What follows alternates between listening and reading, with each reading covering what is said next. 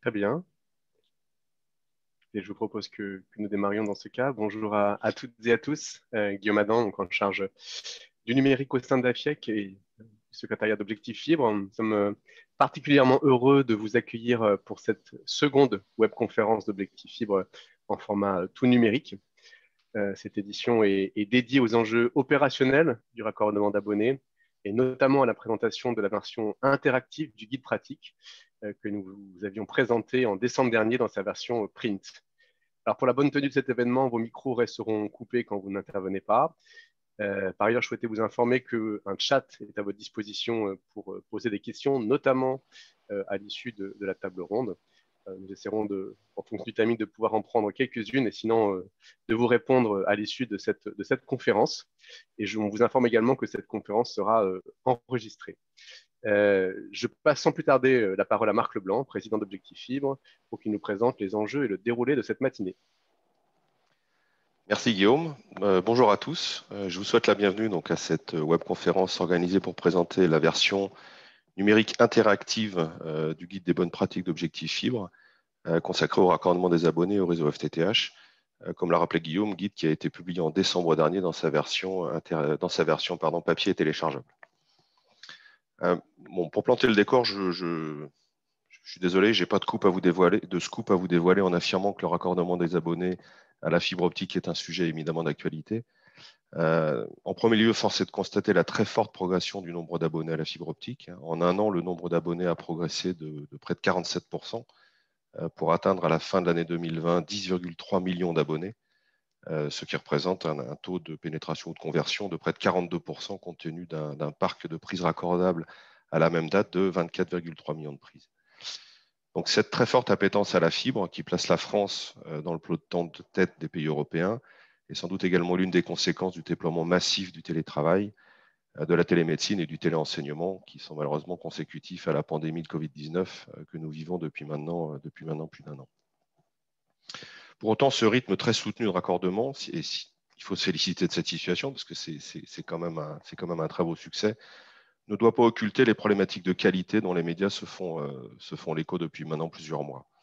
Donc, le défi de la filière est donc à la fois de maintenir ce rythme très soutenu de raccordement avec un objectif très élevé de qualité, perçue ou réelle, tout en respectant les règles de l'art, et ce, avec l'objectif partagé d'atteindre le 100% FTTH d'ici 2025. Objectif qui travaille depuis plus de 12 ans au recueil et à la diffusion des règles de l'état de l'art pour le déploiement de la fibre optique, avait d'une certaine façon anticipé cette situation en axant ses travaux 2020 sur la problématique du raccordement des abonnés. L'objet de cette demi-journée d'échange, c'est donc de faire un point de situation sur ce sujet très spécifique de cette dernière étape du déploiement de la fibre optique et de vous présenter donc la version numérique interactive du guide Objectif Fibre 2020 qui est un outil pratique destiné avant tout aux équipes de raccordement sur le terrain. Alors l'agenda de cette matinée sera le suivant. D'abord, nous aurons un mot d'introduction par l'ARCEP en la présence de M. Jérémy Bonan, chef de l'unité fibre optique, adjoint au directeur fibre, infrastructure et territoire. Ensuite, une table ronde animée par Mme Anne-Sophie Perry-Saint-Faber, déléguée générale d'IGNES, intitulée « Réussir son raccordement client au réseau FTTH du premier coup dans le respect des règles de l'art ». Ensuite, la présentation proprement dite du guide numérique interactif par Didier Caz, qui est rapporteur du groupe de travail bonne pratique au sein de la plateforme. Et puis un mot de clôture par M. Zakaria Alayan, directeur des programmes France Mobile et France THD de la Direction générale déléguée au numérique au sein de l'Agence nationale de la cohésion des territoires. Voilà. Nous sommes très nombreux connectés à l'heure où je vous parle. Nous sommes là déjà à 200 personnes, donc ce qui témoigne de l'intérêt de la filière sur ces sujets. Pour terminer ce mot de bienvenue, je voudrais remercier très chaleureusement, au nom de la plateforme Objectif Fibre, tous les intervenants à cette matinée. Et je vous souhaite à tous une conférence riche d'échanges et d'enseignements. Encore une fois, merci de votre présence. Jérémy, je vous passe la parole pour votre mot d'introduction. Merci. Merci Marc. Bonjour à tous. Donc, je suis Jérémy Bonan, chef d'unité fibre optique à l'ARCEP. Ça fait un peu plus d'une dizaine d'années que je travaille dans le secteur du côté public. Je voulais tout d'abord remercier Objectif Fibre pour son invitation et puis surtout nous avoir proposé d'écrire la préface du guide. Voilà, c'était un plaisir comme d'habitude, d'accompagner les travaux d'Objectif Fibre. Objectif Fibre, c'est une plateforme qui est importante dans le secteur, qui participe à la formation des techniciens, avec la mise à disposition de plateaux techniques, de formation, l'organisation de l'EDEC fibre optique.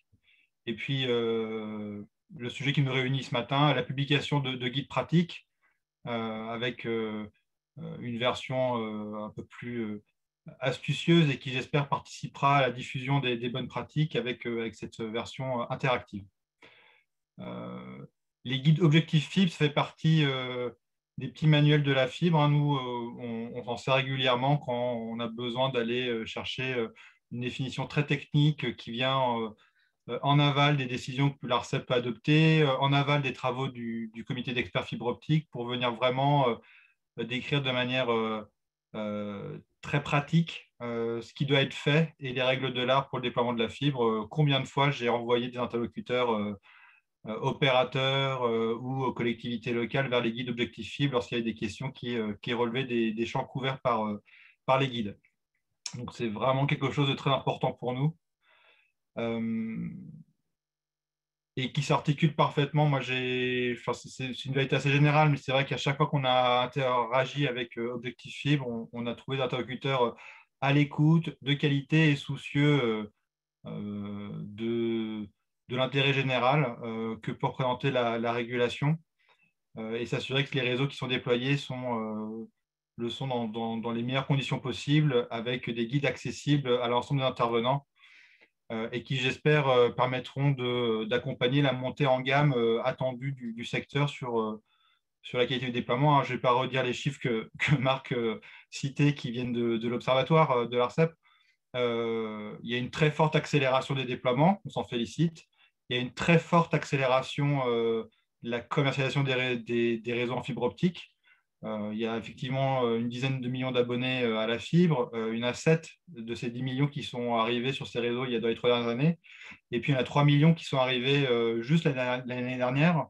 Et donc on voit bien cette accélération formidable et on comprend que ça puisse faire hoqueter la machine industrielle, mais il y a un enjeu à ce que ça permette aussi on puisse faire et la qualité et la quantité en même temps. Ce sont deux cibles à atteindre en parallèle. Quel est l'état des lieux aujourd'hui? On voit des difficultés d'exploitation, en particulier au moment de l'intervention pour l'accordement final, avec des difficultés sur l'accordement final, qui est vraiment l'objet du guide, et puis des questions au niveau des armoires de rue, qui sont un lieu où intervient les techniciens après avoir réalisé le raccordement final, avec les difficultés qu'on voit tous, je n'y reviendrai pas. On voit aussi émerger de nombreux écrasements de lignes au moment des raccordements, qui posent des questions sur la manière dont le réseau a été déployé ou référencé par l'opérateur d'infrastructure, qui pose aussi des questions sur la manière dont les opérateurs commerciaux travaillent sur ces réseaux. Et puis des questions relatives aux échecs de raccordement final, qui là peuvent dépasser des questions de référencement ou de qualité de déploiement, mais qui peuvent être liées à la nature et à la qualité des infrastructures mobilisables en aval du point de branchement optique. Et c'est un des nombreux sujets qui est abordé dans la consultation publique de l'ARCEP que nous avons lancée fin décembre.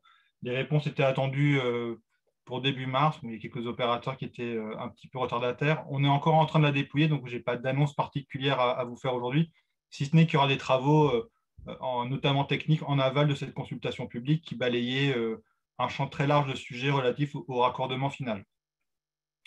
S'agissant de la qualité, je tiens à dire un mot.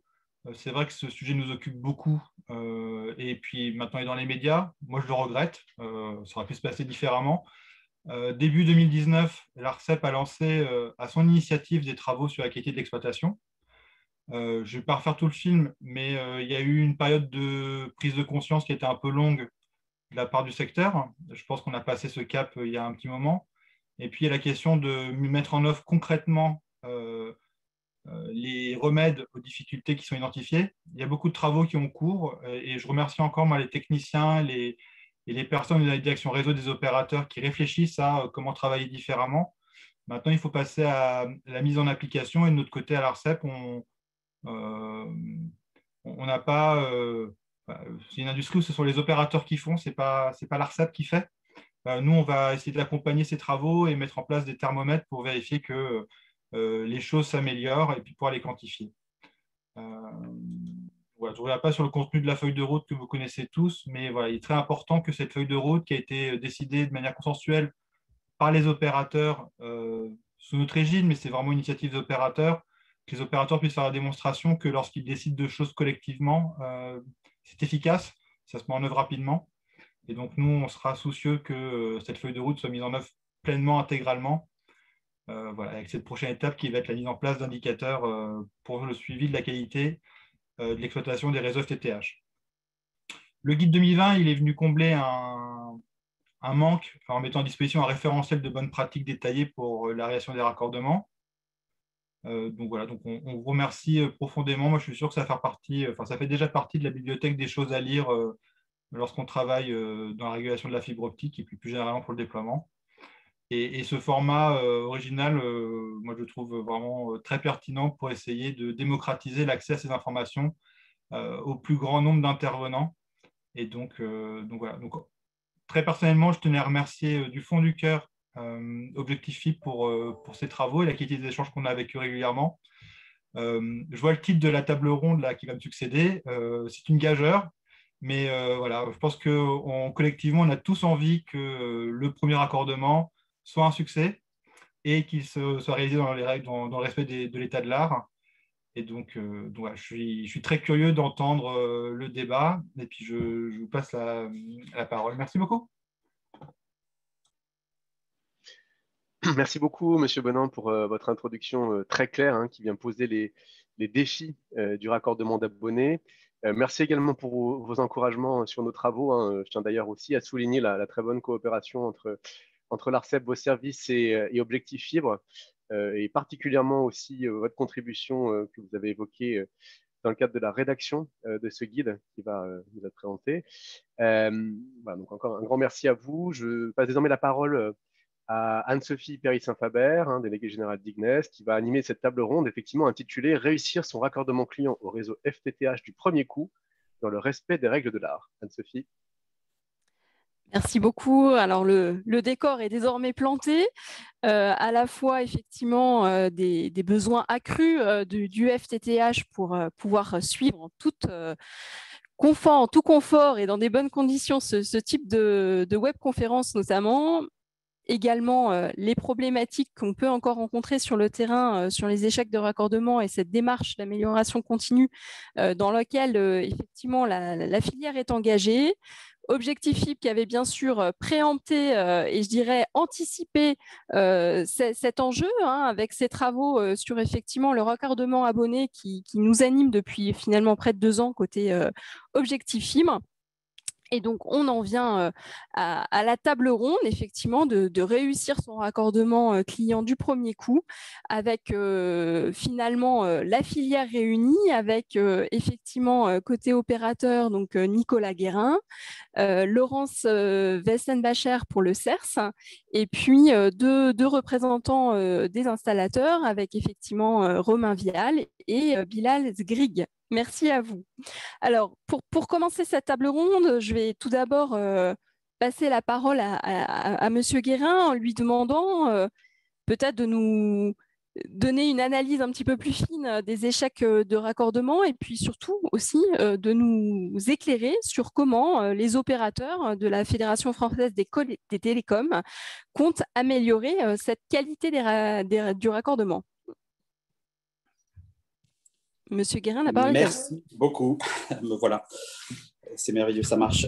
Oui, je crois que le sujet, le contexte a été dressé. On est dans une situation de production de masse.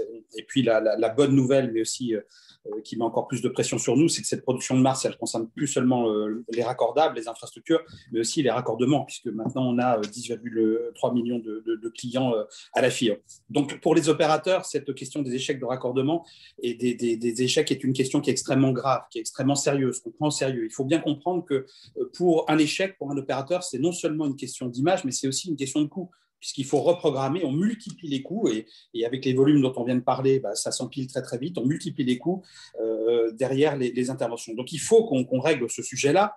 Pour les opérateurs, il n'est pas question de dire c'est la faute, je lis dans la presse, des sous-traitants, de l'opérateur commercial, de l'opérateur d'infrastructure. Pour nous, c'est une responsabilité collective, elle est partagée.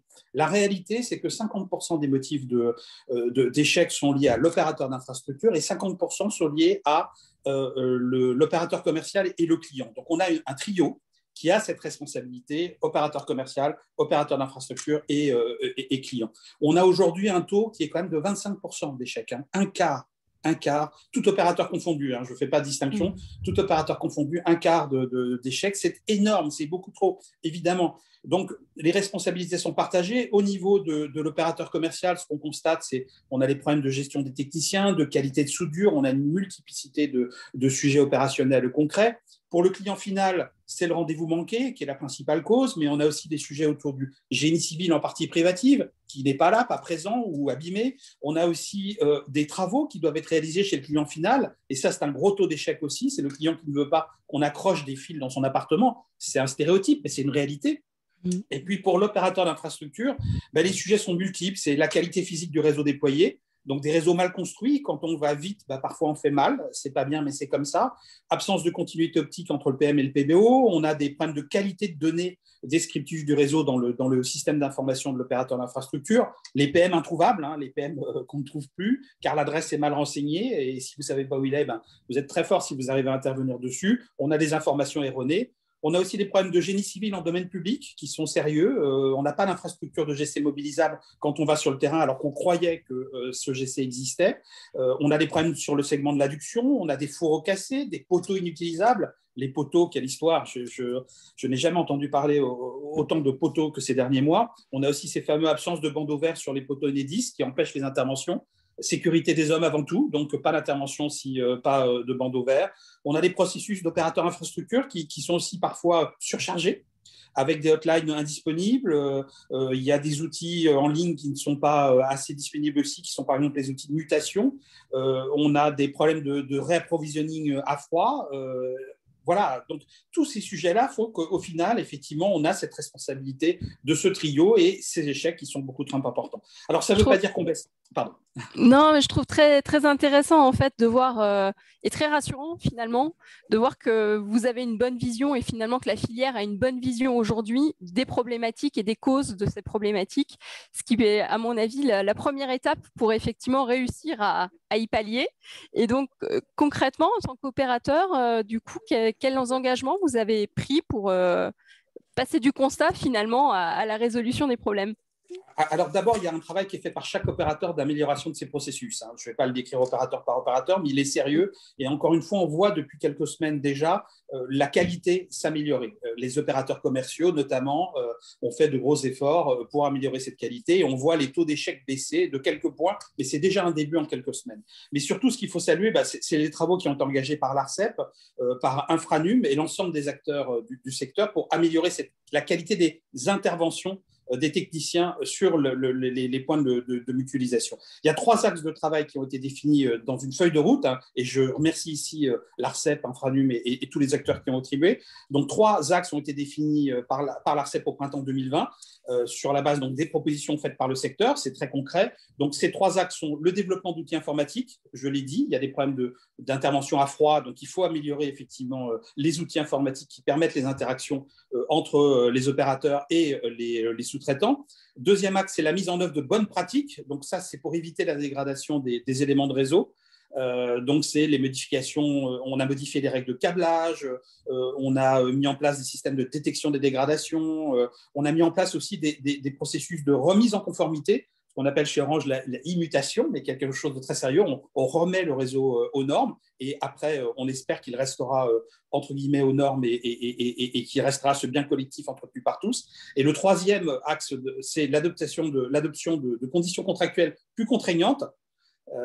Je l'ai mis en troisième parce que j'espère pas le plus important, mais à un moment, il faudra bien effectivement sanctionner si on constate que ces améliorations opérationnelles ne sont pas respectées et si on constate que le réseau continue à être déployé ou dans de mauvaises conditions. Donc, on a signé des contrats, des avenants à nos contrats avec nos sous-traitants qui intègrent ces éléments. Je tiens à le dire, le sujet, ce n'est pas stock, stoïque, le mode de raccordement. Le sujet, c'est vraiment ce travail entre ces trois types d'acteurs, mais principalement entre les sous-traitants, l'OI et les OC, pour que collectivement, on améliore les choses. Savoir qui fait quoi et à quel moment. La réalité, il faut se le dire, c'est que souvent, au final, c'est le sous-traitant qui intervient et que le sous-traitant qui intervient pour l'OI ressemble beaucoup au sous-traitant qui intervient pour l'OC. Donc, voilà, encore une fois, le mode de raccordement, le mode d'intervention n'est pas le principal. Ce qui compte, c'est collectivement de travailler à l'amélioration. Donc, on prépare, nous, côté FFT, et en associant nos camarades de Free, un livre blanc pour expliquer justement de manière encore plus détaillée ce que je viens de dire, les causes d'échec de production client et les actions à mener pour améliorer les situations. Et puis, évidemment, on salue aujourd'hui l'excellent travail et la publication du guide interactif d'objectifs fibres. C'est une source, je crois, très, très précieuse d'informations, de bonnes pratiques qui existe, qui est mobilisable facilement par nos techniciens, par les techniciens en charge des raccordements. Et donc, c'est une très, très bonne nouvelle, une très bonne chose. Et la réunion qu'on a aujourd'hui montre effectivement tout l'intérêt. J'entendais 200 personnes autour du pont pour écouter ce sujet-là. Oui, c'est un sujet très sérieux, très grave et qui doit tous nous mobiliser. Merci beaucoup pour ces propos qui sont plein d'encouragement finalement, puisqu'on voit à la fois un bon diagnostic des sujets, du sujet finalement, des premières actions concrètes mises en place et dont on espère voir les effets et dont vous disiez effectivement qu'il y avait déjà des premiers signaux positifs de ces dispositifs, de ces nouveaux dispositifs. Du coup, on vient de voir donc l'évolution côté OI et côté OC. Je voudrais maintenant qu'on puisse aller regarder un petit peu plus la partie aval, donc au niveau des installateurs. Pour vous, effectivement, que faut-il changer dans les modes opératoires pour respecter les règles de l'art? Et je vais passer la parole à Romain Vial. N'oubliez pas d'allumer vos caméras, voilà. Merci beaucoup, bonjour à tous. Alors effectivement, nous, notre sujet sur l'intervention, c'est de nous assurer avant d'intervenir d'avoir toutes les informations sur cette intervention et d'être sûr que tout va bien se passer. Donc pour ça, il faut qu'on récolte l'ensemble des informations. Ça a été dit un petit peu avant. Dans la chaîne ASI, il y a des informations qui sont perdues ou qui ne sont pas redescendues jusqu'à nous. Nous, notre sujet, c'est de faire en sorte que l'intervention se passe bien et qu'on n'ait pas d'improvisation sur le terrain. Si on est en improvisation sur le terrain, les taux d'échec explosent. Donc, typiquement, savoir s'il nous faut ou pas une nacelle pour aller sur le terrain, c'est une information qui est primordiale. Après, on a des causes d'échec avec des zones RIP sur lesquelles on a des PB qui sont effectivement soit à la mauvaise adresse, soit carrément complètement absents. Donc, ça aussi, c'est des petits problèmes ASI. Mais en fait, toutes ces coquilles dans la chaîne ASI mises bout à bout, ça nous conduit à un certain nombre d'échecs. Et je pense que cette non-qualité nous conduit à en rajouter une autre. C'est que nous et nos sous-traitants, en fait, pour garder une économie sur ce marché, on surcharge un petit peu nos plans pour aller contrer justement ces échecs. On prévoit d'avoir des échecs. On retrouve un rendez-vous qu'on ne sait pas honorer. Pour vous donner un ordre d'idée, on est à peu près à 20% d'interventions sur lesquelles on n'a pas l'ensemble des informations correctes. Ça peut être sur certaines zones, par exemple, des DPTO qui sont déjà posés. Quand on arrive pour faire un raccordement avec des moyens lourds et qu'on s'aperçoit que la PTO est déjà posée, ben voilà, au lieu d'avoir une intervention de 4 heures, on a une intervention qui va durer moins d'1 heure. Voilà, donc pour contrer ça, on surcharge nos plannings. Et comme on surcharge nos plannings, on crée là aussi une non-qualité supplémentaire sur ce sujet-là aussi. Donc voilà, pour nous, c'est l'information. Si les OT sont correctement renseignés, on s'assure de pouvoir bien raccorder. Merci beaucoup pour ce retour terrain. Un autre regard aussi du terrain avec vous, Monsieur Bilasgrig.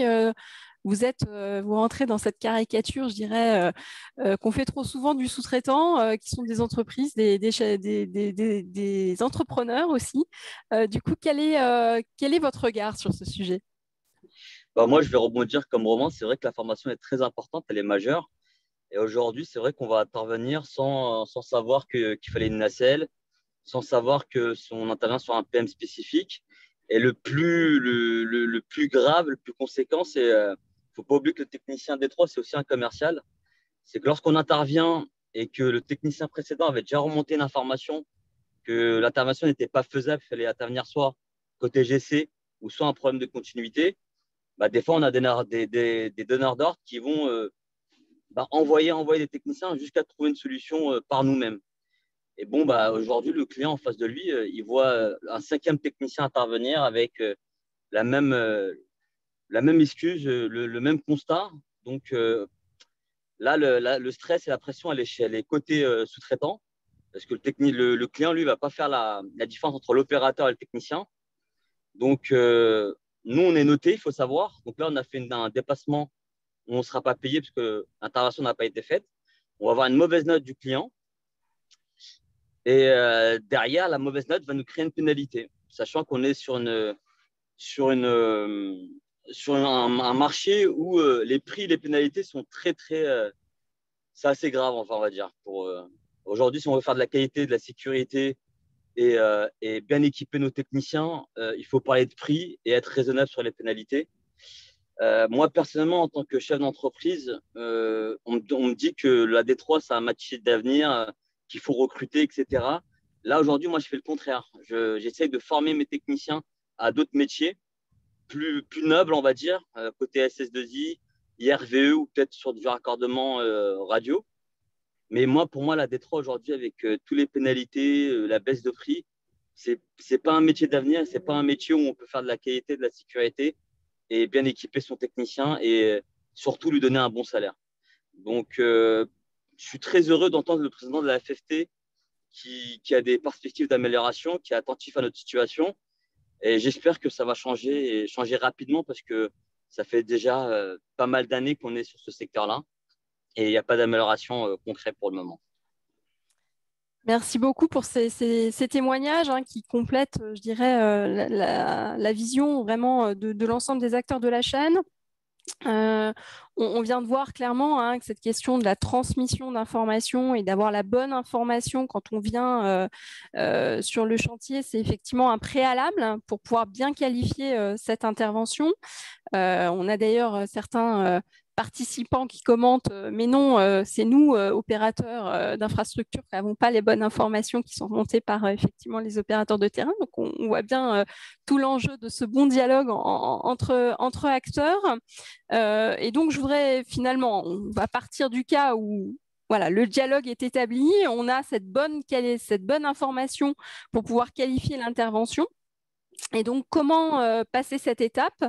Quels vont être les éléments à mettre à disposition du technicien pour qu'il puisse améliorer la qualité du raccordement? Je vous repasse la parole, Romain Vial. Merci, oui. Alors, nous, pour le matériel, en fait, on a des checklists dans chaque véhicule d'un technicien qui fait du raccordement D3. Il doit avoir une liste de matériel et en fait, on réalise régulièrement des audits des véhicules, voilà, on contrôle que tout le matériel est bien là et chaque technicien sait exactement ce qu'il doit avoir avec lui dans la voiture. Alors ça, c'est une petite bonne pratique que vous retrouverez aussi dans le guide Objectify version papier ou version interactive. Donc pour ceux qui n'ont pas encore cette bonne pratique, n'hésitez pas à vous référer à la liste qui est dans ce bel outil qui est le guide Objectify, version numérique ou papier. Du coup, concrètement sur le terrain, alors, concrètement, sur le terrain, en fait, nous, quand on arrive sur le terrain, si on se pose des questions sur le terrain, c'est que l'intervention, je ne dirais pas qu'elle est perdue, mais on est dans l'improvisation et ce n'est pas du tout notre objectif. Donc, nous, ce qu'on fait, c'est qu'on a des appuis en back-office qui sont des experts, souvent des anciens experts terrain, qui prennent un peu de recul avec le terrain et qui aident les techniciens qui, eux, sont sur le terrain. On appelle ça des appuis à chaud. Et eux, typiquement, peuvent utiliser le guide Objectif Fibre pour aider les techniciens qui sont sur le terrain. Et on va les doter de nouveaux outils là, pour les aider. C'est des bibles, en fait. Donc, le technicien sur le terrain, quand il est perdu, il appelle cette personne-là qui l'aide. Voilà. Sachant qu'on internalise de plus en plus nos interventions, ces postes-là sont de plus en plus importants dans notre structure. Donc, on voit bien que le guide va trouver sa place dans sa version numérique pour vos équipes. Qu'en est-il côté Monsieur Billy Asgrig est-ce que ce guide et cette version interactive, vous allez pouvoir aussi l'utiliser? Ah ouais, bien sûr, c'est super bien parce qu'aujourd'hui tout est numérisé. Aujourd'hui, on a souvent pas mal de. Le technicien, avant d'appeler le client, va appeler son patron ou son responsable. Et afin d'éviter de faire des échanges téléphoniques, on va leur donner l'habitude de regarder cette Bible, on va dire, pour chercher l'information, la bonne information, parce qu'ils sont. Voilà, on est sûr de la source. Et après, c'est vrai que c'est bien d'avoir une seule référence, que ce soit pour tel ou tel opérateur. Voilà, on leur donne les bonnes habitudes et c'est super bien. Ça va nous permettre d'avoir moins d'échanges avec nos techniciens et les rendre plus autonomes et responsables vis-à-vis de cette Bible. Alors effectivement, rappelons que les guides d'Objectif FIB sont vraiment coécrits par l'ensemble de la filière, opérateurs, industriels, installateurs, intégrateurs, formateurs, organismes de contrôle, et que c'est bien sa vocation d'être effectivement une référence partagée par tous. On a évoqué à travers les différents témoignages finalement la question des savoir-faire, la question de la bonne information, mais un point particulier, une différence majeure finalement sur cette étape du raccordement, c'est l'intervention chez le particulier. Il faut donc aussi allier à ce savoir-faire du savoir-être. Monsieur Sgrig, est-ce que vous donnez finalement des consignes particulières en la matière à vos équipes? Alors oui, moi très important, je leur donne un petit scénario. Je les oblige un petit peu, lorsqu'ils interviennent chez le client, de mettre des chaussures sur leurs chaussures de sécurité pour ne pas salir l'appartement ou la maison. Ça montre une marque de respect et déjà, ça facilite la relation avec le client. Je leur prépare un speech où il faut qu'ils expliquent au client le scénario de ce qui va se passer. Voilà, donc comme ça, le client n'est pas dans le flou. Et le plus important, c'est vrai que nous, aujourd'hui, on a eu des soucis où on a eu des clients qui ont accusé des techniciens de vol. Aujourd'hui, maintenant, on connaît pas la vérité. Donc, aujourd'hui, ce qu'on fait, c'est on leur demande très clairement de dire aux clients qu'ils ont en aucun droit de rester seuls sur une pièce. Donc, le client doit vraiment accompagner le technicien pour que, voilà, aujourd'hui, qu'il y a un contrôle entre le client et le technicien et éviter toute bêtise de ce genre. Est très important. Il faut que lorsque le technicien quitte son intervention, il pose une question. Est-ce que vous avez des questions? Est-ce que vous avez compris ce que j'ai réalisé? Est-ce que tout s'est bien passé? Voilà. Un échange, au moins, le client n'est pas perdu et ressort avec une bonne intervention. Merci beaucoup. Du coup, je vais me tourner vers Laurence Wessenbacher. Du coup, est-ce que cette dimension savoir-être est bien prise en compte aujourd'hui dans les formations référencées par Objectif FIB? Et peut-être avant de nous répondre, pouvez-vous nous redonner un petit clin d'œil ou un petit rappel de ce que fait Objectif FIB en matière de formation, Laurence? Oui, bonjour à toutes et à tous. Donc, Objectif FIB s'appuie aujourd'hui sur un réseau de 52 centres référencés. Donc là, vous le voyez effectivement à l'écran. Hein. Donc, on a un bon maillage territorial avec une diversité des centres de formation. On a un petit trou Bourgogne-Franche-Comté qui sera bientôt comblé. Mais là, vous voyez bien un bon maillage territorial et également au niveau de la Réunion et de la Martinique. Je vous rappelle qu'on a des critères de référencement qui avaient fait l'objet d'une brochure pratique parue en 2019. Donc, les critères de référencement, je vous les rappelle, c'est un plateau technique indoor et outdoor conforme aux préconisations d'Objectif FIB. Des formateurs issus du monde professionnel, c'est important, on s'attache à avoir effectivement des gens qui ont un parcours dans la fibre, des formateurs avec cette expérience professionnelle. Le centre de formation doit proposer une offre de formation qui correspond aux besoins des entreprises, des formats courts, des formats plutôt longs, certifiants, un volume d'activité qui leur permet d'assurer une pérennité de leur activité. Et puis, chose importante aujourd'hui au niveau du plateau technique, on s'assure que le centre de formation possède bien un appartement pédagogique pour pouvoir justement faire des mises en situation relationnel. Donc là, vous le voyez également à l'écran, ça figure dans la brochure, le nouveau guide pratique, c'est la reconstitution d'un appartement pédagogique, où là, il y aura des jeux de rôle, techniciens, clients, qui vont permettre justement de savoir comment se comporter par rapport au client. Le client doit être rassuré, c'est presque des techniques de vente en fait. On vient chez lui, le client accepte effectivement. Alors, il y a des travaux, il faut pouvoir rassurer, il faut pouvoir faire ça dans les règles de l'art, il faut pouvoir laisser un endroit propre, il faut savoir se comporter. Donc ça, c'est des formations qui sont développées par d'autres profils de formateurs. On est au-delà des règles de l'art, il faut savoir pouvoir gérer aussi le stress. Donc voilà, ce sont des qualités attendues de la part du client. Et Objectif FIP va s'assurer que dans l'offre de formation du centre de formation, il y a cette dimension relationnelle. Ce sont des profils différents et dans les outils de branche qu'on crée, vous savez qu'on crée des CQP, on va créer un CQP de raccordement abonné. Et pour aller dans ce sens-là, il y aura un bloc qui va être justement consacré à cette partie relationnelle. Et ce que je voudrais ajouter également, et ce qui est important, c'est dans le cadre du plan de relance, il y a un volet qui est consacré à la formation. Et on va pouvoir développer des applications de réalité virtuelle. Ça, c'est aussi important d'avoir ces outils mis à disposition des centres de formation, de pouvoir en fait faire des jeux de rôle. Et on va pouvoir mettre à disposition au centre de formation ces applications de réalité virtuelle.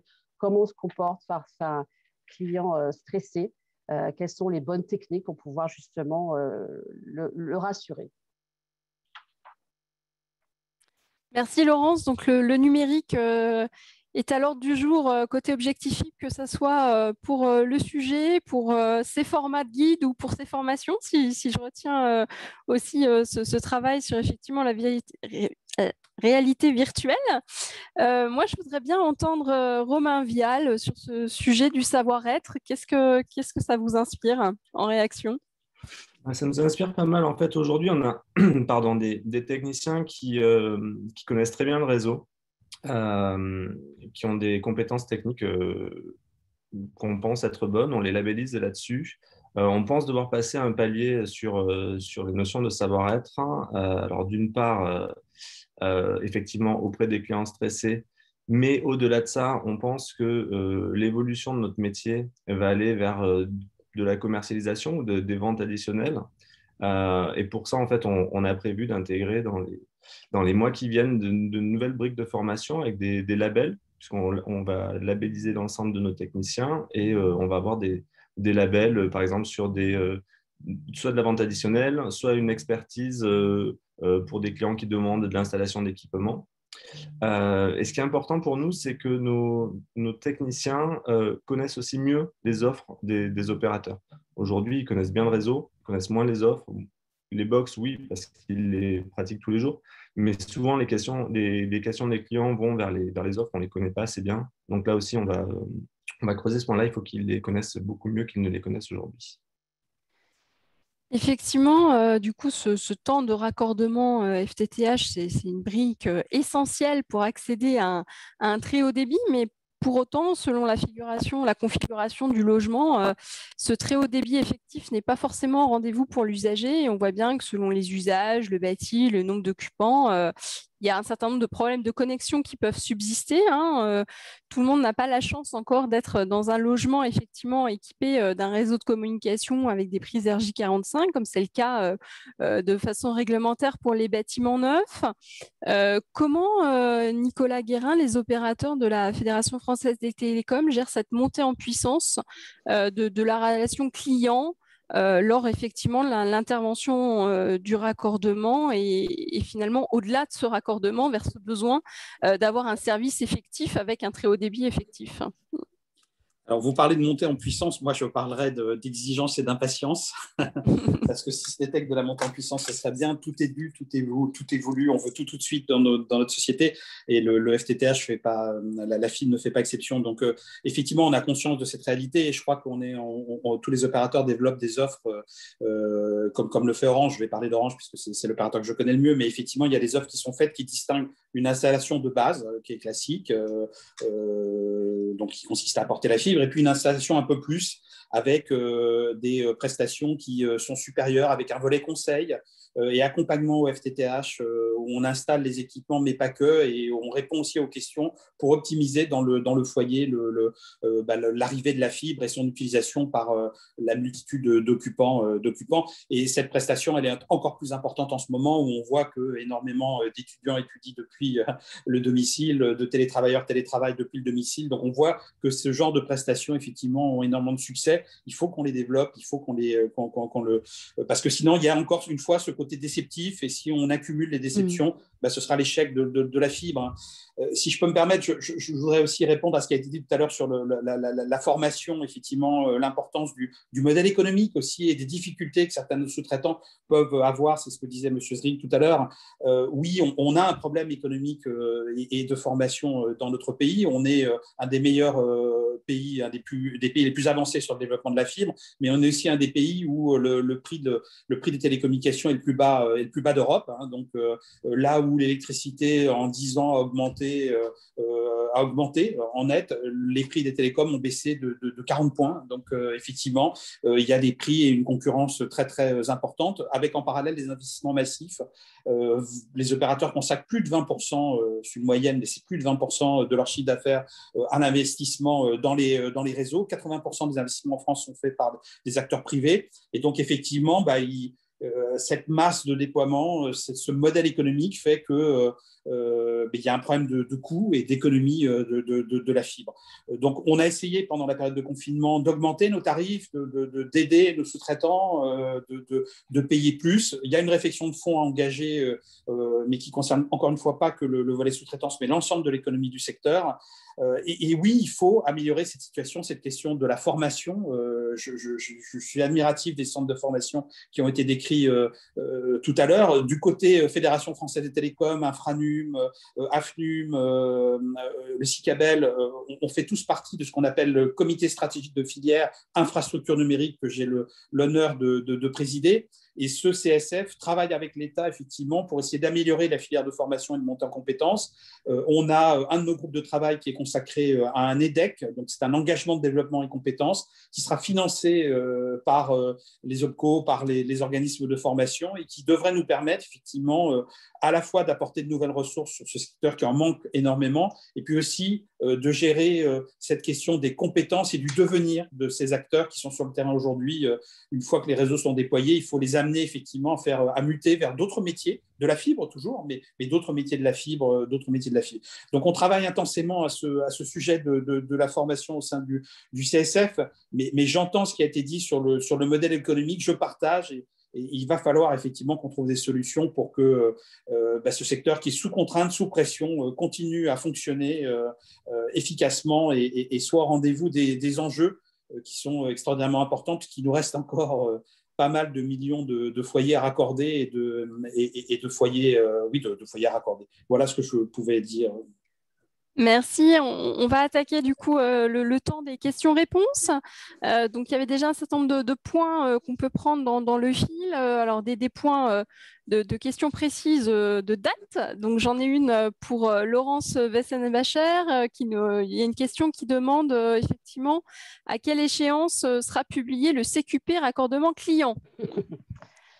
On a mandaté un cabinet de consultants, Q. On travaille avec Constructis.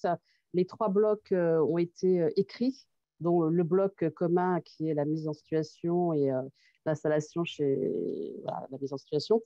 On espère pour la fin de l'année, en fait. Et on espère pour la fin de l'année, mais c'est vrai que c'est long parce qu'il y a le référentiel à écrire. Il y a, pour ceux qui pratiquent tous les jours les centres de formation qui délivrent les CQP, c'est les modalités d'évaluation qu'il faut écrire avec les professionnels. Donc voilà, ça prend un peu de temps.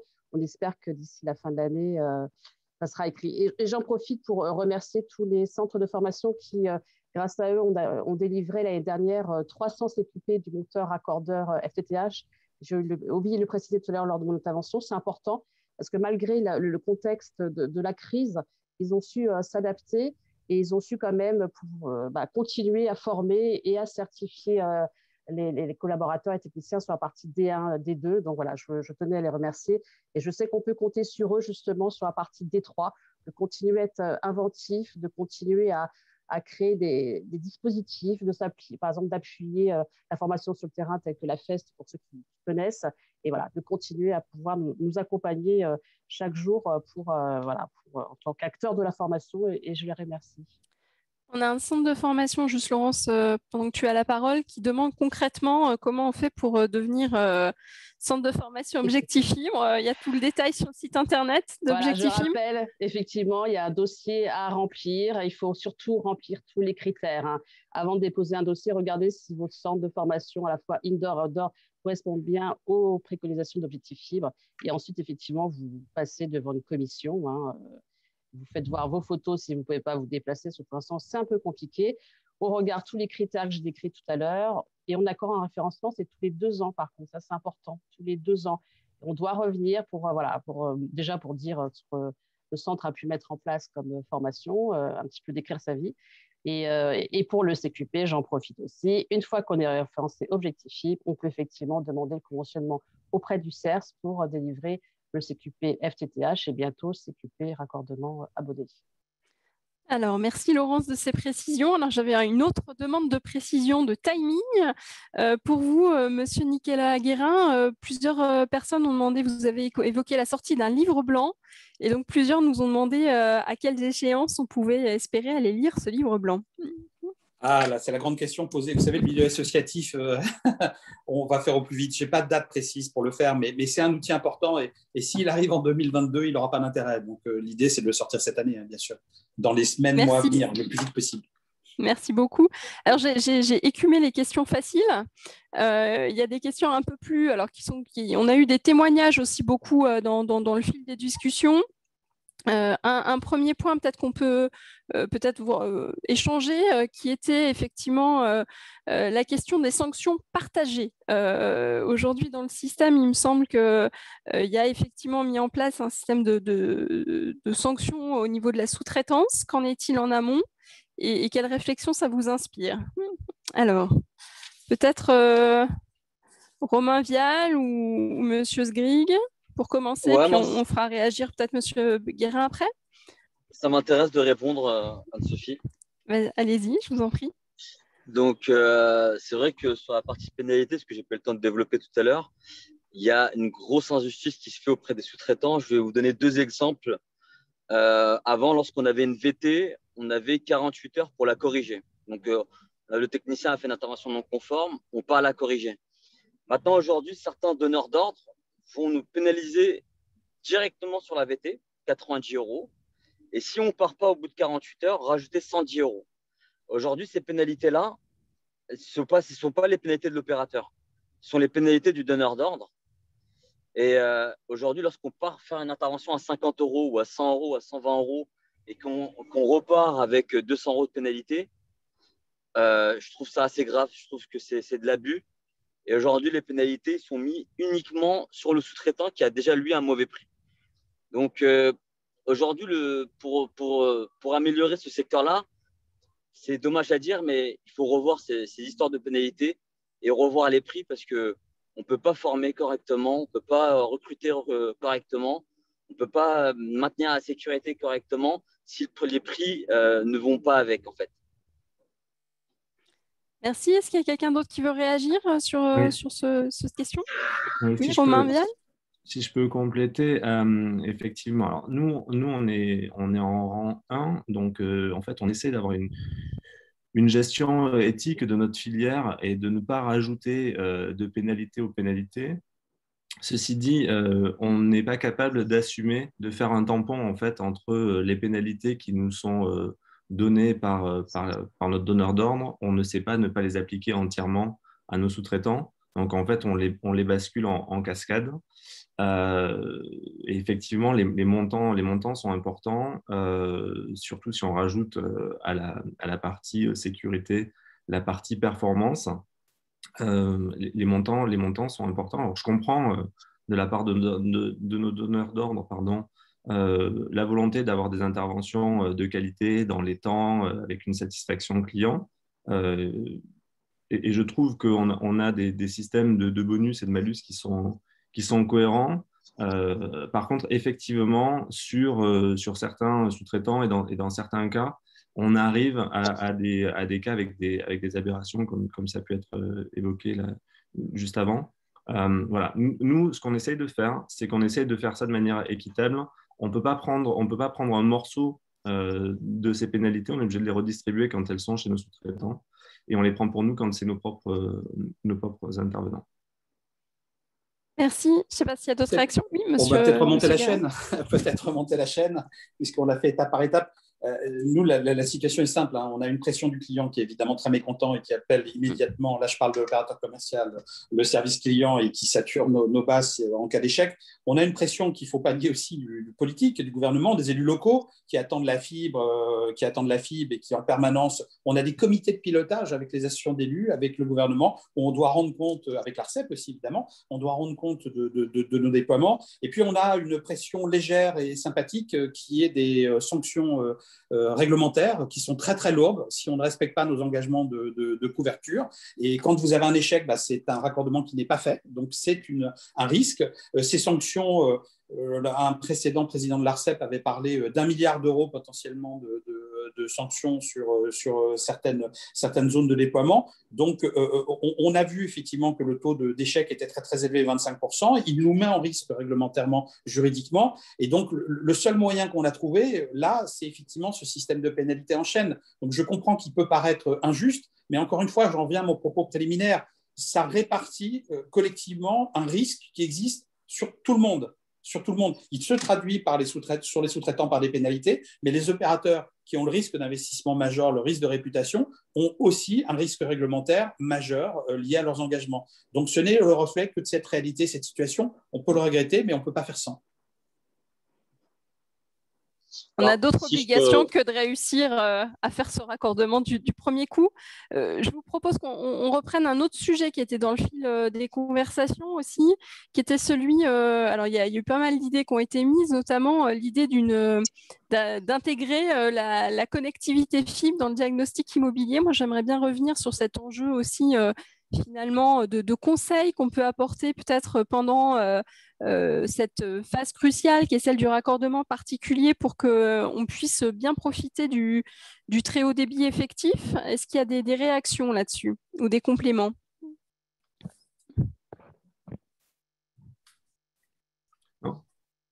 Oui, Romain, Dial. Oui, effectivement, c'est un complément à l'intervention. Nous, en fait, on peut avoir une offre à tiroir, c'est-à-dire une offre de raccordement classique où on vient uniquement poser une PTO, une offre où on va aller expliquer au client un petit peu plus, lui installer sa box, lui installer ses équipements Wi-Fi. Et on peut imaginer comme ça monter en gamme, ce qu'on disait tout à l'heure, avec finalement de la formation. Si nos techniciens connaissent mieux les offres, peuvent expliquer mieux aux clients comment utiliser. Aujourd'hui, ils savent très bien expliquer comment utiliser une box, comment installer du Wi-Fi, etc. Mais on peut avoir une montée en gamme comme ça progressive. Après, je pense qu'on a commencé, on a parlé un petit peu des prix, des pénalités, etc. Malheureusement, on ne peut pas intégrer des diagnostics supplémentaires ou de la formation supplémentaire sur des prestations de raccordement simples, parce qu'en fait, on n'a pas le temps. Notre objectif, c'est de faire un max de raccordement dans la journée pour rentabiliser les journées des techniciens. Donc, mais par contre, bien sûr, on est ouvert à des offres supplémentaires. Et peut-être les clients aussi. D'ailleurs, Nicolas Guérin, vous vouliez réagir aussi? Oui, c'était pour ce qui vient d'être dit est extrêmement important. C'est on est dans un déploiement de masse qui privilégie le quantitatif pour la raison que je viens d'évoquer. Il va falloir passer à un déploiement qualitatif, c'est évident. À un moment, il va falloir faire une bascule. C'est pas tout ou rien, mais c'est trouver un équilibre entre le qualitatif et le quantitatif. Ce genre de prestations d'accompagnement, effectivement, relèvent du qualitatif et sont extrêmement importantes. Vous savez qu'aujourd'hui, la plupart des raccordements, on a dit, on s'est félicité, on a 10,3 millions d'abonnés, mais on a 24 millions de raccordables. On n'est qu'à 50%. Donc, on voit bien qu'aujourd'hui, on raccorde des gens qui ne demandent pas la fibre. Ils la demanderont peut-être demain, ils la demanderont sans doute demain, mais aujourd'hui, on raccorde des gens qui ne demandent pas la fibre. Donc, il faudrait peut-être se passer à une situation où on raccorde des gens qui demandent. On raccorde d'abord les gens qui demandent la fibre, et puis effectivement, à ce moment-là, on pourra envisager de les accompagner en termes de diagnostic et de besoins par des prestations de ce type-là. Mais aujourd'hui, on n'en est pas là. On est encore en train de faire du raccordement de masse à marche forcée dans le cadre d'engagements pris par les opérateurs qui sont extrêmement importants. Merci pour ces messages. Je ne sais pas si Guillaume ou Marc, vous aviez relevé d'autres questions éventuellement à porter à connaissance. Moi, il me semble que j'ai à peu près soulevé les sujets, mais… Non. A priori, non. Bon, écoutez, vas-y, je t'en prie. Non, moi, je voulais remercier les intervenants de cette table ronde parce que je pense qu'il y a cette table ronde a été assez riche d'enseignements. On voit le point de vue de l'intégralité de la filière. Donc moi, moi j'ai appris beaucoup de choses. Et donc je voulais remercier tous les intervenants de cette table ronde d'avoir pris le temps de nous exposer leur point de vue. Voilà. En tout cas, Guillaume, on voit que… Oui. Oui, non, merci. Simplement, effectivement, pour à la fois merci aussi les intervenants, Anne-Sophie pour l'animation. Et on a bien vu que cette table ronde avait montré des enjeux importants et aussi combien il était justement essentiel que collectivement l'ensemble de la filière se mobilise pour répondre à ces enjeux. Donc ça, c'est un point très fort pour arriver vers cette qualité. Je pense d'ailleurs que le guide qui nous sera présenté dans sa version interactive va être une brique essentielle justement pour répondre à ces défis. Donc merci à l'ensemble des intervenants, effectivement. Est-ce que chaque intervenant veut redire un petit mot de la fin? Allez, le raccordement réussi client du premier coup, on va y arriver? Ouais. Hein? Oui, on va y arriver. Et on prend l'engagement d'y arriver devant 273 participants. Monsieur Guérin, un petit mot de la fin. Il restera le client quand même, qui est toujours un peu compliqué. Donc, hors client, le raccordement réussi du premier coup, oui. Avec client, ça va être un peu plus long et compliqué parfois. Mais non, mais je vous remercie pour cette occasion qui nous a été donnée, Fédération Française de Télécom, de parler avec vous. Et puis vous remercier pour le travail, que ce soit les centres de formation ou le guide. C'est avec ce genre d'initiative et de travaux qu'on arrivera à avancer progressivement. Donc, on vous remercie infiniment. Et Monsieur Zrig, promis, on va regarder ces histoires de modèle économique aussi parce qu'il faudra bien les traiter un jour ou l'autre. Merci beaucoup. Romain, Laurence, est-ce que vous voulez passer un dernier petit mot?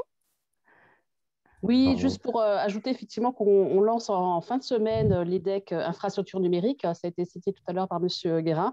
Donc voilà, ce sont des travaux qui vont nous engager toute la filière pendant au moins 2 ans, avec beaucoup d'outils, beaucoup d'études, beaucoup de fiches métiers, enfin plein de choses qui vont être à disposition et qui vont participer justement à la réussite de ce plan D3 et pour la satisfaction du client. Donc on commence les travaux vendredi. Romain? Oui, merci. Non, effectivement, nous, on joue tout sur le fait d'arriver à raccorder le client du premier coup, parce que économiquement, ça a du sens. C'est le sens de l'histoire.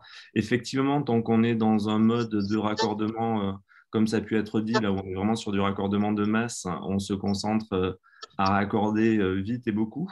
On a vraiment l'ambition de raccorder rapidement avec de la qualité et avec des prestations supplémentaires parce que le métier sera probablement plus intéressant quand il aura plus de valeur aussi pour le client. Aujourd'hui, voilà, je pense qu'aujourd'hui, dans la masse de ce qu'on doit traiter, pour le client, le raccordement n'a pas vraiment une valeur. Ce qui a de la valeur, c'est l'offre qu'on va lui mettre par-dessus par la suite. On souhaite qu'à l'avenir, le moment du raccordement soit un moment de valeur aussi pour le client. Merci beaucoup, Monsieur Sgrig. Je ne sais pas si vous voulez dire un dernier mot. En tout cas, beaucoup d'engagements ont été pris. Je pense que vous serez attentifs aussi à ce que les sujets soient à portée d'effet au quotidien pour vous. Bah, on espère, puisque c'est pas la première année qu'on parle, qu'on remonte ces informations. Mais c'est vrai que la partie économique, si elle est réglée, il y a pas mal de choses qui vont se régler derrière. Donc, c'est très important d'avoir aussi un œil sur ce point-là. Et le raccordement du premier coup, ouais, j'espère que ça va déjà nous permettre d'économiser de l'argent sur des interventions en échec. Donc, hâte de mettre en place le guide numérique auprès de nos techniciens. Merci beaucoup. En tout cas, j'étais ravie d'animer cette table ronde et je cède la parole à Guillaume. Oui, merci encore Anne-Sophie, merci à tous les intervenants. Merci pour la transition, Monsieur Sgrig également. Donc on va donner la parole à Didier Caz, qui est le rapporteur des bonnes pratiques d'Objectif Fibre, qui va donc effectivement nous présenter cette version interactive du guide sur le raccordement d'abonnés, qui a fait le fruit d'un travail intense pendant plus d'un trimestre, qui a mobilisé toute la filière, comme cela a été dit tout à l'heure, et qui va apporter, je pense, déjà des réponses très concrètes et opérationnelles à un grand nombre de défis. Didier, donnons la scène.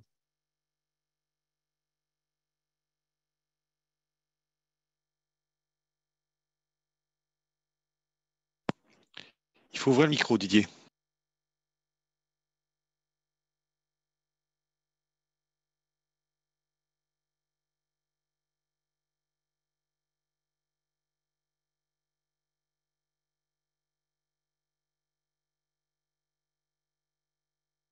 Voilà, on va résoudre ce problème de micro sur ce panneau de configuration. Bon. Voilà, c'est bon.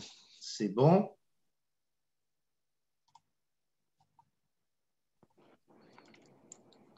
Est-ce que vous voyez bien?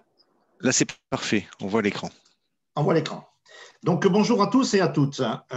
Il n'est pas commun que je revienne deux fois pour la parution des travaux d'Objectif Fibre consécutivement, mais franchement, ce début de 2021 est une première et en même temps, elle démontre un certain nombre de choses, notamment le côté recherche innovante que nous pouvons porter pour que justement les documents que nous produisions deviennent ce que on a l'habitude d'appeler plutôt les compagnons de ceux qui vont s'en servir.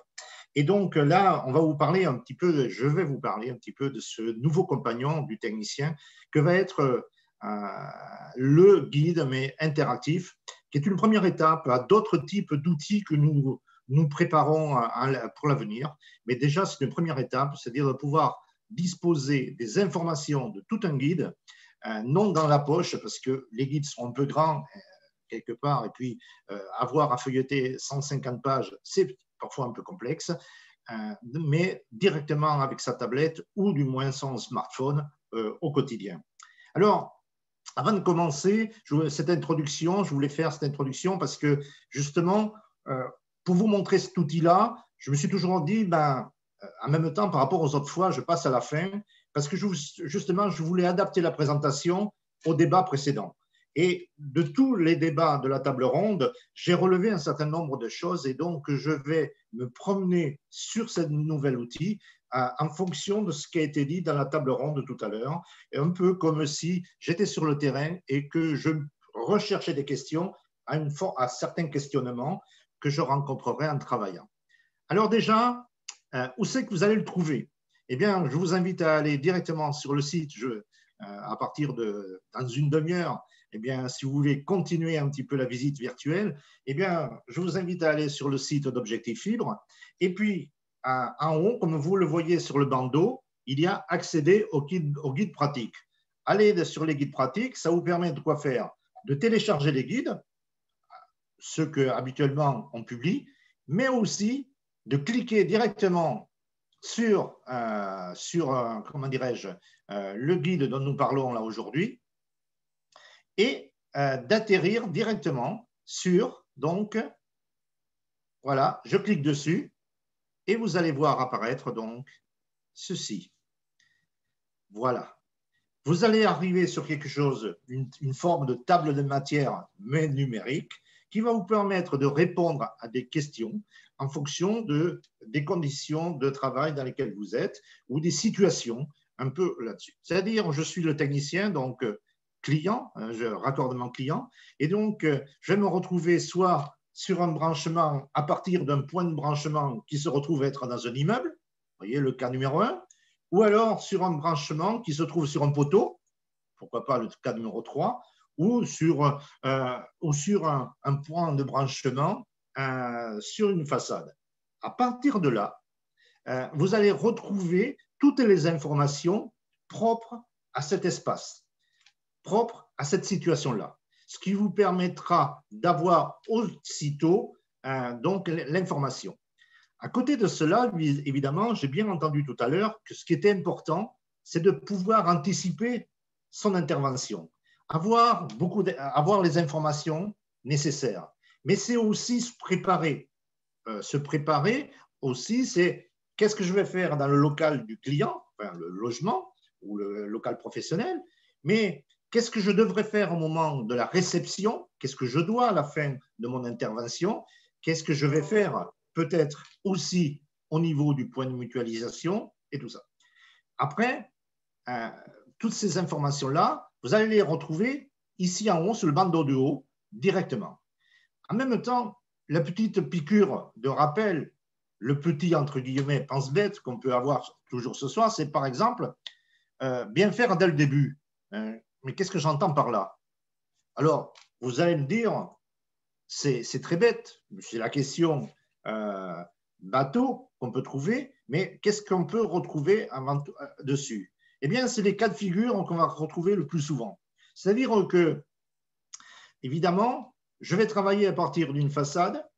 Eh bien, vous voyez à droite, justement, ce que, hélas, on voit encore trop souvent et qu'il faut justement bannir de nos pratiques, entre guillemets, de nos bonnes pratiques, parce que ça n'y correspond pas du tout, à aller vers ce qu'on voit plutôt sur la gauche, quelque chose de bien rangé, des câbles qui sont faits au plus court et non des câbles qui sont en volant là-dessus. En même temps, je suis à l'intérieur, je rentre dans les parties intimes, privées, privatives, protégées quelque part. Je rentre vraiment dans le logement, dans les parties communes de l'immeuble aussi. Hélas, trop souvent, et ce qu'on voit sur des forums, on voit ce qu'on voit à droite. On voit des choses, des câbles qui sortent pas forcément à une certaine hauteur du plancher, alors qu'ils pourraient être beaucoup plus bas. On voit des éclats de peinture, quand ce n'est pas des éclats de béton ou de plâtre. Et à partir de là, on se dit, mais non, mais c'est pas normal, là-dessus, non, c'est pas normal. Et pourquoi? Parce que ça reste comme ça, tout simplement parce que le technicien n'a pas sur lui de quoi réparer, du plâtre ou autre là-dessus. La règle de l'art, c'est celle qu'on voit sur la gauche, directement. Encore quelque chose, c'est que, qu'est-ce qu'on voit aussi sur le terrain? On voit des choses comme ça qui arrivent sur le terrain, hélas, et donc, bien faire dès le départ, c'est pas faire ce qu'on voit à droite. C'est je tire un câble, je l'accroche au mur de clôture, je l'accroche à la clôture, je repars avec ça là-dessus. Non, on fait avec des choses très faites au plus court, avec des éléments de protection dessus, là-dessus. Et enfin, pour terminer, hélas, il nous arrive de voir aussi des cheminements un peu fantaisistes qui vont parfois au plus simple, au plus court, de percer des huisseries de fenêtres ou de portes, parce qu'évidemment, c'est plus facile de percer un morceau de bois que de percer un morceau de béton là-dessus. Ce n'est pas du tout ça. Alors, vous voyez, c'est bien faire dès le départ. Bien faire dès le départ, donc, vous voyez, c'était ça, simplement que je voulais montrer en premier lieu. Après, je me retrouve sur une situation toute simple. Donc, je suis dans un immeuble raccordable, donc sur lequel les PB ont été posés, et donc je vais raccorder directement mon client.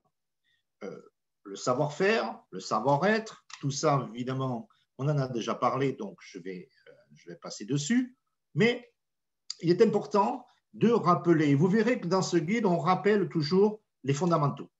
Les fondamentaux, c'est ce que vous voyez à droite. Le technicien s'engage à respecter l'esthétique et la propreté, c'est-à-dire des dépôts sauvages tels que je peux en photographier moi-même. J'en ai encore photographié ce week-end, de morceaux de câbles qui restent comme ça, qui sont entassés, ou de bobines même qui sont abandonnées sur la voie publique ou dans les entrées de certains immeubles. Ben non, on fait une alerte dessus, dit non, c'est pas acceptable. En même temps, quand je vais travailler, j'ai tout mon matériel. Les EPCI, les EPC, donc adaptés à la situation là-dessus. Je possède aussi les formations, les habilitations appropriées.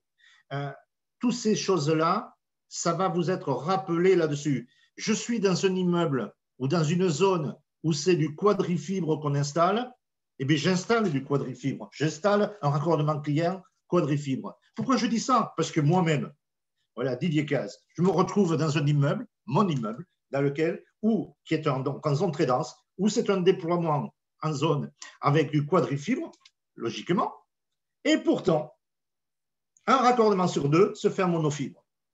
Donc, vous voyez, on est dans la technique, là. On n'est même pas dans le savoir-faire, du savoir-être, on est dans le savoir-faire. Donc, ça, c'est quand même ça. Après, quelque chose qui est important aussi, vous voyez, c'est aussi, comme on l'a dit tout à l'heure, c'est un référentiel partagé. Nous sommes mis tous ensemble, tous les opérateurs étaient là, tous étaient là. Et ensemble, on a défini un peu les règles de base, des grandes règles en la matière de travailler. Règle numéro 1, règle numéro 2, règle numéro 3, c'est pour du savoir-être, du savoir-faire aussi. Ça, c'est assez important. Et après, évidemment, vous trouvez comment je me comporte à l'intérieur, comment j'installe, comment je fais mes percements, avec quel type de matériel. J'attire des attentions, c'est-à-dire que, attention aux conduites électriques, d'eau, de gaz, lors des percements, ça paraît évident. Et pourtant, hélas, on déplore trop d'accidents. La semaine dernière, c'est 3 ou 4 accidents qui ont été déclarés un peu partout en France. Donc, automatiquement, on voit bien il faut faire attention et qu'il est nécessaire de rappeler certaines règles de sécurité là-dessus en la matière. Aussi, c'est une discussion, une relation privilégiée avec son client. Et donc, je lui explique ce que je vais faire, où c'est que je vais passer les câbles, comment je les pose en apparent. Je les passe dans des GANI CTA quand elles sont disponibles. Et encore, vous allez voir que même si parfois elles paraissent encombrées, il existe, comme vous le voyez ici à gauche, en bas, un cas, une solution adaptée. Il existe des matériels pour justement franchir les étapes clés. Donc, vous voyez, des choses comme ça, ça permet d'avancer précisément.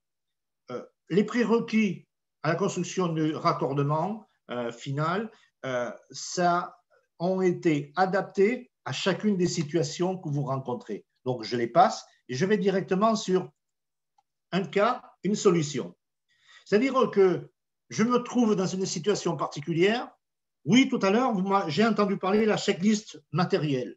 Oui, en effet, il y a un matériel minimum à avoir. C'est vrai que quelque part, avoir la bonne perceuse avec les bonnes mèches adaptées aux matériaux que je vais devoir percer, c'est un préalable. Avoir son propre escabeau, avoir sa propre comment dirais-je, échelle ou avoir son propre matériel pour pouvoir intervenir, c'est un préalable aussi. Donc, je pense que ça, c'est assez important. Ce qui veut dire que parmi les matériels supplémentaires, nous avons sélectionné parmi les propositions des industriels en la matière des produits, des matériels qui peuvent vous aider à aller plus loin. Et donc là, vous pourrez les parcourir et voir les systèmes des câbles poussables, dits poussables, ou les systèmes où on a des robots qui, justement, dans des petites canalisations très encombrées, arrivent à pousser un câble rigide qui sert d'aiguille après. Il existe des matériels autres que les standards classiques. Parce que dans certains cas de figure, vous tombez sur un client qui est peut-être un peu plus exigeant que notre et qui veut plutôt avoir une spécificité de matériel. Ça existe. Le technicien ne l'a pas forcément sur lui dessus, et ça doit faire partie aussi des prérequis à l'optimisation des données sur l'OT. Voilà. Donc ça, vous voyez, quand vous voyez comme ça par rapport à cette situation, ça ne vous empêche pas de revenir tout de suite à l'accueil et d'aller chercher autre chose. Aller chercher autre chose, par exemple, ce que je vois, c'est que tout ce qui est d'ordre réglementaire et sécuritaire a été rappelé. Alors, je ne vais pas forcément m'y balader dedans parce que ce n'est pas toujours très amusant, mais en tout cas, ce qui se passe en matière de, aussi bien ça part, aussi bien de sécurité électrique ou de tout ce qui est propre à la réglementation pour passer sur les façades ou même il y a des questions d'élagage, tout ça. Enfin, tout ça a été repris, y compris la partie qui est propre, comment dirais-je, j'allais dire, au niveau de responsabilité des uns des autres. Parce que comme on l'avait dit tout à l'heure, il y a des choses qui reviennent, comme l'a dit Nicolas Guérin tout à l'heure, c'est une affaire à trois. Il y a ce que l'OI a préparé, ce que l'OC s'apprête à faire, mais il y a une responsabilité aussi du côté du client. Par exemple, la mise à disposition des infrastructures mobilisables.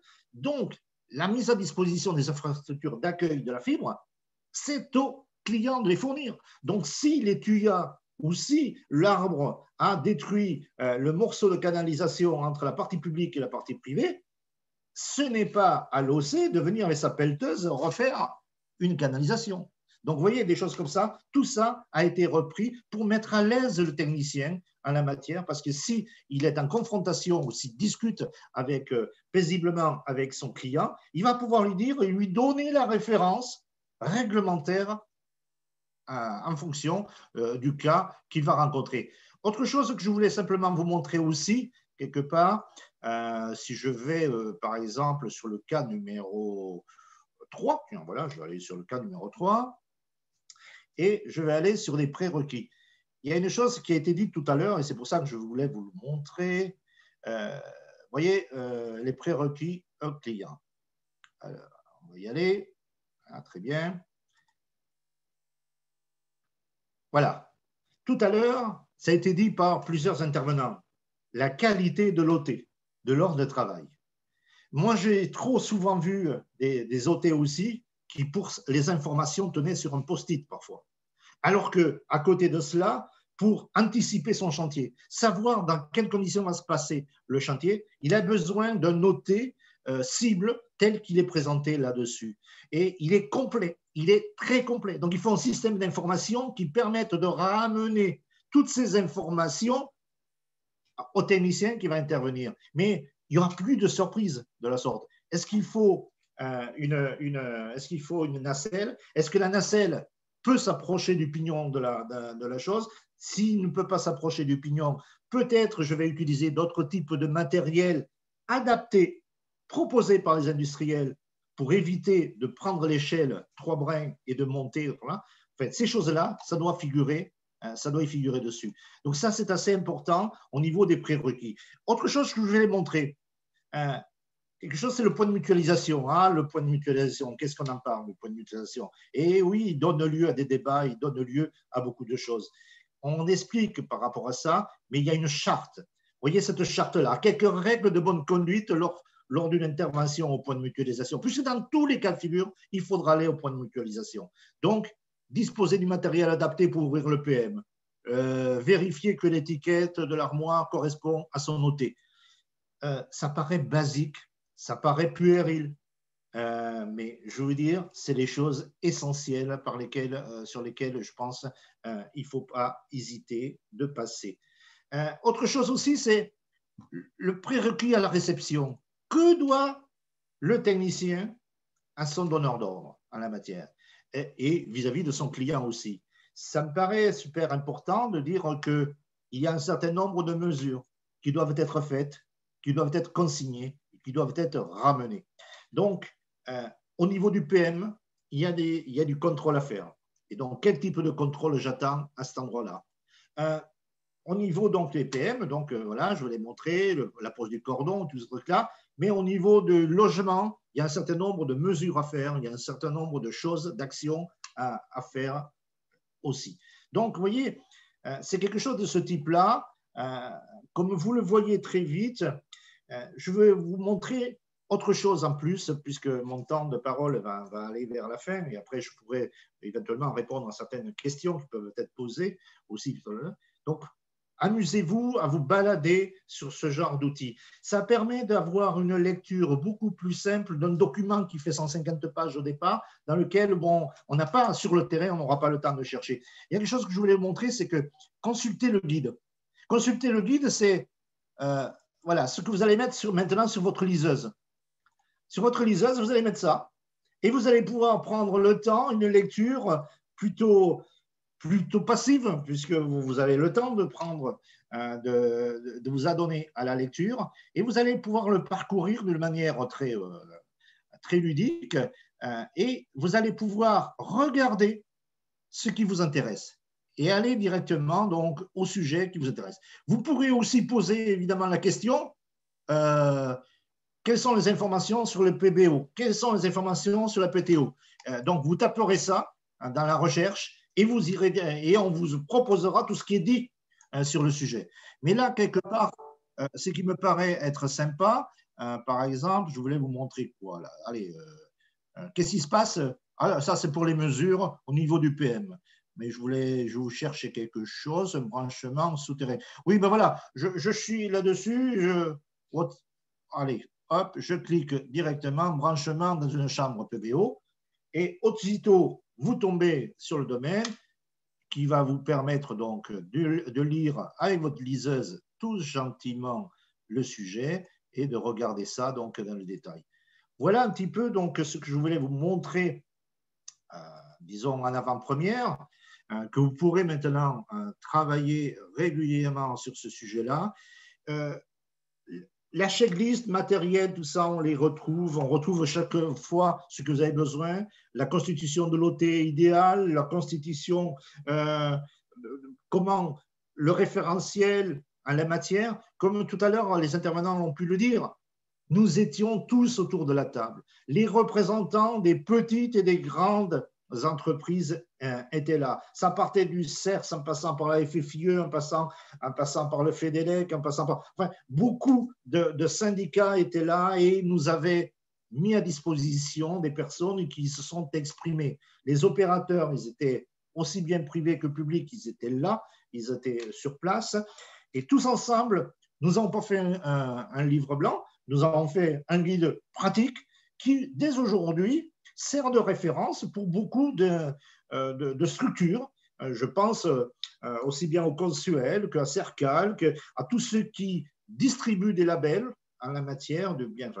Et pour terminer, on a dit qu'il faut que ce soit le compagnon du technicien, mais il est aussi le compagnon maintenant des acteurs de l'immobilier, c'est-à-dire de ceux qui vous reçoivent quand on va venir installer quelque chose dans les parties communes d'un immeuble.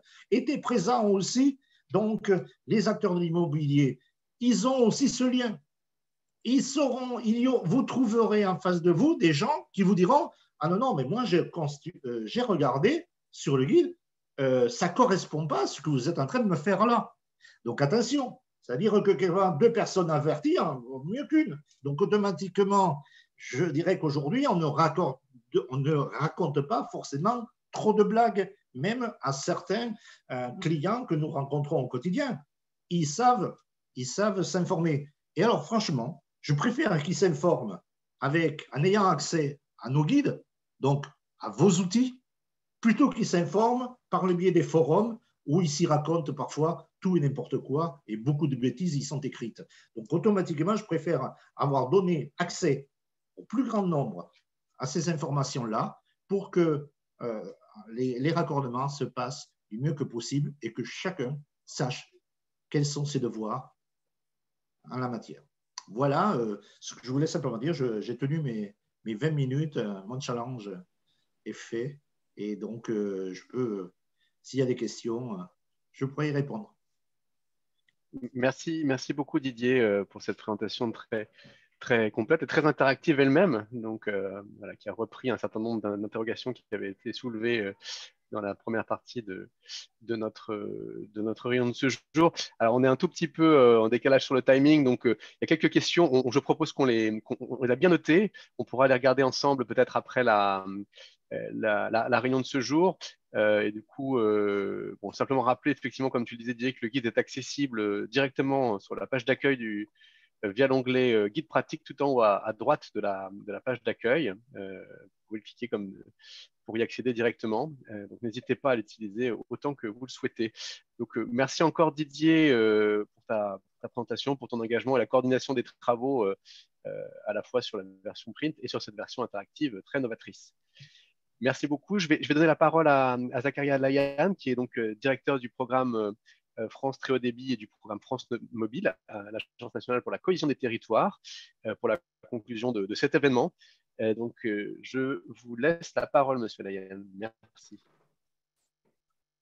Bonjour à tous, Zakaria Layan. En tout cas, merci. Merci, Monsieur Adam, de me donner l'opportunité d'échanger aujourd'hui. Merci à Objectif Free, merci à Marc. Vraiment, c'est toujours une opportunité pour nous, à NCT, d'avoir un échange avec vous et surtout de vous écouter. Écoutez, ce matin, encore une fois, j'ai beaucoup appris. J'ai beaucoup appris parce que, comme vous le comprenez, la NCT est en charge de pilotage du plan France Très Haut Débit. Mais aujourd'hui, j'ai la chance, en tout cas, j'ai eu la chance, et merci à tous, en vous écoutant, d'avoir le point de vue des acteurs de première ligne de la filière. Et c'est évidemment ce qui, malheureusement, peut-être me manque dans mon action. Mais là, aujourd'hui, c'était très riche pour moi. Là, j'ai beaucoup entendu parler de mots forts, de contact client, de savoir-faire, de savoir-être. C'est vraiment, vraiment, vraiment déterminant. Permettez-moi d'abord de vous présenter un peu notre perception à nous, côté ANCT, mais évidemment de nous rapprocher de vous parce que c'est bien ça l'essentiel. Et donc de revenir à des chiffres qu'on a tous évoqués, que Marc a présenté en début d'intervention. L'année 2020, avec ses 5,8 millions de locaux rendus raccordables, et plus de 1,9 au dernier trimestre 2020, vraiment l'année 2020, c'est l'année des records. L'année des records dans l'ensemble des territoires, dans les territoires ruraux, et cela malgré les difficultés opérationnelles dues à la crise sanitaire. Alors, nous sommes vraiment très satisfaits de la dynamique qui aujourd'hui est installée. La dynamique est installée, comme je viens de le dire, le plan France Très Haut Débit, avec ses objectifs très très ambitieux, semble aujourd'hui apporté, et c'est essentiel. Et ce challenge, il est porté par tous les acteurs, et notamment et surtout tous les acteurs, les opérateurs d'infrastructures, leurs sous-traitants. Donc, je tiens à féliciter tous les acteurs qui ont très largement contribué à ces réussites. On a tous parlé de la crise sanitaire. Évidemment, la crise sanitaire, elle vient avec ses sommes de contraintes, mais en même temps, elle a quand même conforté toutes les initiatives et les politiques publiques menées aujourd'hui. Sans toutes ces politiques publiques portées par les territoires, portées par l'État depuis plusieurs années, eh bien, écoutez, on n'aurait pas été en capacité d'offrir à nos concitoyens cet accès au numérique essentiel dans leur vie quotidienne, qu'il s'agisse de leur vie personnelle, de leur vie professionnelle, de leurs études. C'est pour nous, encore une fois, essentiel. En même temps, cette crise sanitaire, elle a légitimement fait émerger une exigence d'accélération des déploiements et des raccordements. On en a parlé tout à l'heure, plus 47% en termes de raccordement à la fibre. On a dépassé, comme l'a dit Marc tout à l'heure, les 10 millions d'abonnés à la fibre. C'est incroyable. Personne n'aurait pu penser que tout ça était réalisable il y a encore quelques années. Donc, c'est vraiment excellent. L'ensemble de la filière a réussi ainsi à très rapidement s'organiser et à produire en masse des raccordements. En revanche, cette production de masse, en fait, elle tient aussi, elle ne peut pas ignorer l'un des objectifs essentiels que vous avez tous répété, et je le répète à mon tour, c'est réussir chaque raccordement au premier coup, dès le premier coup dans les règles de l'art. Et pour cela, pour nous, il y a un triple défi à relever. Et les triples défis pour nous, c'est déjà permettre la raccordabilité effective de l'ensemble des locaux. Ça, c'est ce sur quoi on travaille, nous, tous les jours. Évidemment, assurer la qualité des réalisations et garantir en parallèle l'industrialisation des raccordements. Vous avez compris, on est dans une phase d'accélération, on a une excellente dynamique, ça ne doit pas être au dépens de la qualité. Voilà, donc les deux doivent être liés et c'est ça le challenge qu'on a aujourd'hui entre les mains. De notre côté, côté ANCT, nous travaillons à lever tous les freins qui aujourd'hui freinent, qui retardent l'industrialisation, qui peuvent bloquer l'industrialisation. Donc vraiment, nous, notre objectif, c'est lever tous les freins de l'industrialisation des raccordements, en particulier dans les zones rurales. Je cite un exemple, par exemple, en travaillant avec l'ensemble des acteurs à la simplification des règles qui régissent l'accès aux appuis aériens électriques. C'est un enjeu essentiel dans les zones rurales, donc on y est particulièrement attentif. Un autre sujet, un autre exemple, c'est l'absence d'adresse. l'absence d'adresse dans les territoires ruraux, qui également peut constituer une barrière au raccordement. L'ANCT a donc lancé un programme qu'on appelle base adresse locale ou BAL pour accompagner chacune des communes dans la production et la publication de leur base adresse avec des outils pratiques et simples, faciles à appréhender, qui permettent justement de matérialiser et de se constituer une base adresse nationale, base adresse locale, pardon, et la base adresse nationale sera la somme des bases adresses locales. S'agissant des raccordements à la fibre, parce qu'ils doivent être garantis à tous, le gouvernement a décidé de lancer un nouveau dispositif dit de raccordement complexe. Alors pourquoi? Les chiffres ont été présentés par Nicolas Guérin il y a quelques minutes. Il y a encore un taux d'échec trop grand à nos yeux dans le raccordement. Donc il y a beaucoup d'explications, il y a pas mal de sujets, mais il y a aussi un sujet, un cadre, il y a aussi une raison qui est celle de la complexité. C'est ce que nous appelons les raccordements complexes. Et donc, ce dispositif qui visera, lui, à surmonter les difficultés de raccordement dans les locaux situés dans les zones les plus complexes à couvrir. On en a peut-être déjà parlé, vous êtes probablement en fait. Ce sont 150 millions d'euros que l'État a décidé de réserver pour ce dispositif. Nous avons commencé des travaux, nous sommes en lien avec un certain nombre de territoires pour mener des expérimentations et mettre en place ce dispositif d'ici à la fin de l'année. Alors, l'essentiel à retenir, et je serai rapide, c'est juste pour que vous compreniez que l'ANCT prépare l'environnement. Elle met en place les conditions pour que tout fonctionne. En revanche, ce sont les acteurs de première ligne, ce sont les raccordeurs qui, eux, sont le fer de lance de notre action.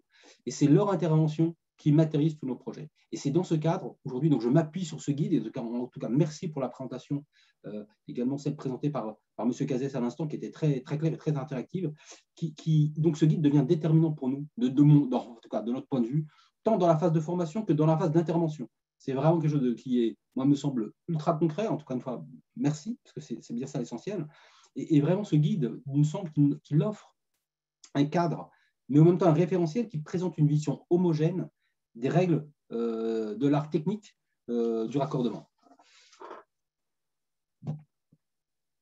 Le plan France Très Haut Débit, de notre point de vue, ne sera un succès qu'à la condition de réussir cette dernière étape du raccordement. Ça, c'est vraiment, vraiment essentiel.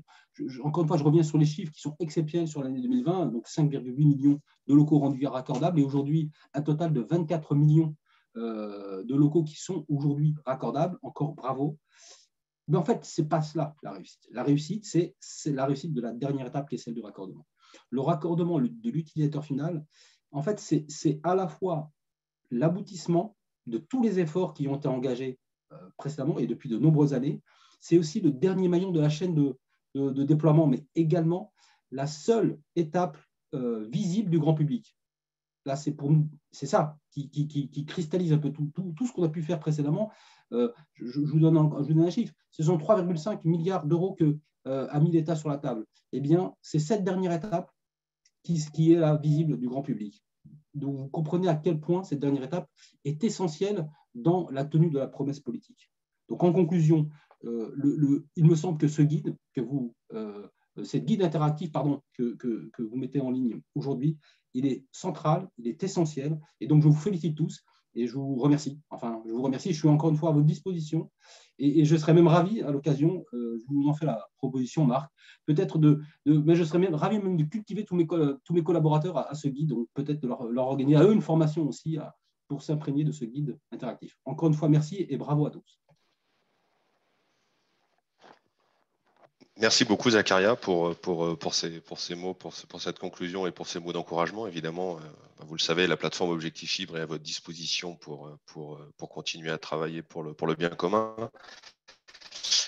Donc, nous, au terme de cette conférence, qui, je pense, a été assez intéressante parce qu'elle a permis de mettre le doigt sur un certain nombre de problèmes de terrain et ça a également permis d'expliquer en quoi Objectif Fibre apporte sa pierre à l'édifice pour essayer de résoudre un certain nombre de ces problèmes opérationnels. C'est l'objet de ces guides.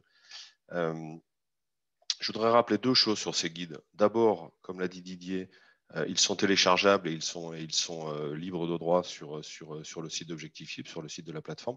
Et je voulais également revenir sur un point parce que ça a fait l'objet d'une question dans le chat. La rédaction de ces guides, ça a été rappelé par Anne-Sophie tout à l'heure et par Didier, c'est un travail collectif. Et toutes les personnes, toutes les bonnes volontés sont les bienvenues pour participer à l'écriture de ces guides.